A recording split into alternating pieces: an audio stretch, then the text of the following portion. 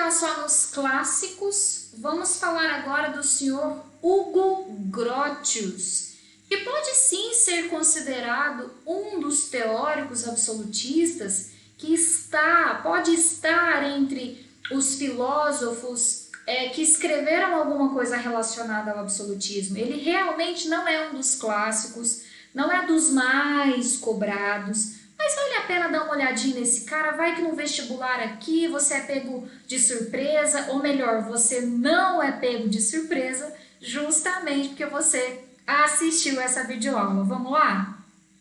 O Sr. Hugo Grotius escreveu esse livro, Da Guerra e da Paz. É um holandês nascido em 1583, que concordava com o fato de o ser humano querer viver em sociedade, mas não uma sociedade qualquer, uma sociedade ordeira, uma sociedade pacífica, e que nessa sociedade a autoridade de um rei, de um governo, seria importante para colaborar na manutenção dessa paz e dessa ordem. Então, primeiros passos do Hugo Grotius seria isso: vida em sociedade, básico para qualquer ser humano, e nessa vida em sociedade, uma autoridade para garantir paz e ordem. Até aí tudo bem, Jane, ok, parece que ele está repetindo o que os outros teóricos falavam.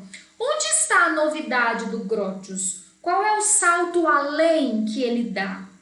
É quando ele nos propõe pensar como seria a relação de um rei absolutista, autoridade máxima dentro do seu país, com outro rei absolutista, autoridade máxima dentro do seu país.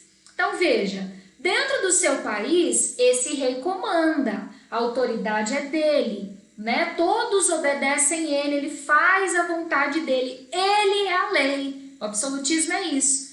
Nesse outro país, o rei também é a lei, ele também faz o que quer, ele comanda, ele tem o poder absoluto. Mas e quando esses dois reis, por algum motivo, se chocarem, se enfrentarem, se relacionarem? E se houver alguma treta entre esse rei absolutista e esse rei absolutista?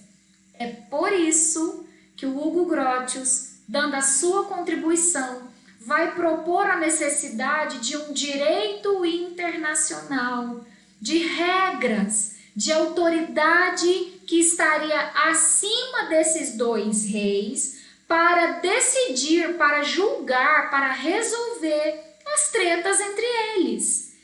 Vamos lá, vamos para a prática.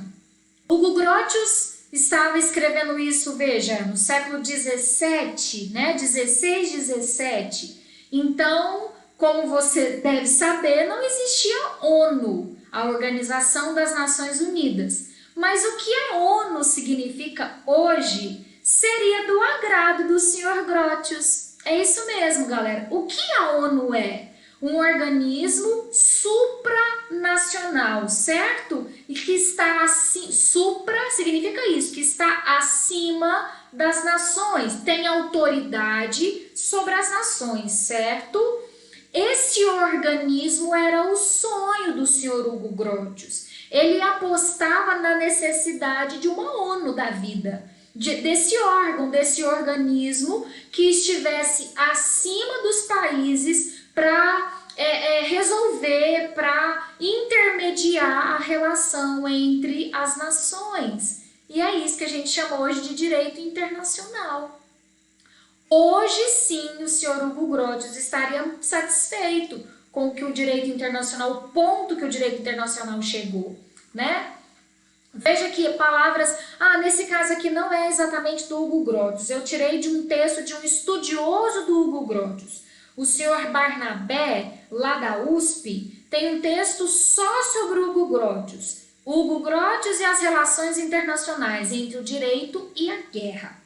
De acordo com Hugo Grotius, o homem possui naturalmente um desejo de viver em sociedade, não uma sociedade qualquer, mas uma sociedade pacífica e ordenada, conforme eu já tinha dito.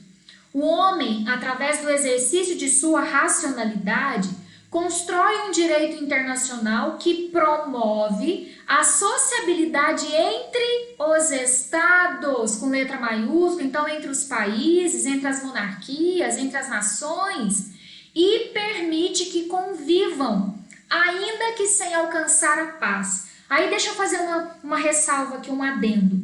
Ainda que sem alcançar a paz, já remete a uma outra ideia do Grotius. O Grotius tem um conceito chamado de guerra justa.